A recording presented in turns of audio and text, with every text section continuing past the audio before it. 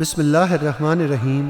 سورہ قدر ترتیب سے 97 نمبر پر آتی ہے۔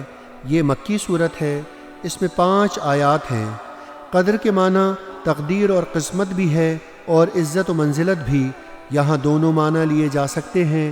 بتایا کہ یہ معمولی رات نہیں بلکہ وہ رات ہے جس میں اللہ تعالیٰ کے اس کلام معجز نظام کے نزول کی ابتدا ہوئی جو قسمت اور تقدیر کو بدلنے والا ہے۔ کسی ایک شخص یا قبیلے یا ملک کی نہیں بلکہ نوع انسانی کے ان تمام افراد کی جو اس کو قبول کرتے ہیں اور اس پر عمل کرنے کا تہیہ کر لیتے ہیں۔ پھر اس میں کسی زمانے کی تخصیص بھی نہیں، جس طرح اس رسول کی رسالت قید زمانی سے ماورا ہے، اسی طرح اس کا لایا ہوا کلام بھی اس زمانی حدود سے ناآشنا ہے، یا اس سے اس رات کی قدر و منزلت بیان فرمائی جا رہی ہے جس رات کی خاموشیوں میں یہ صحیفہ رشد و ہدایت نازل ہوا اور اس ذات اقدس و اطہر کو منصب نبوت پر فائز کیا گیا۔ بتا دیا کہ اس رات کی برکات 1000 ماہ کی عبادت سے برتر ہیں۔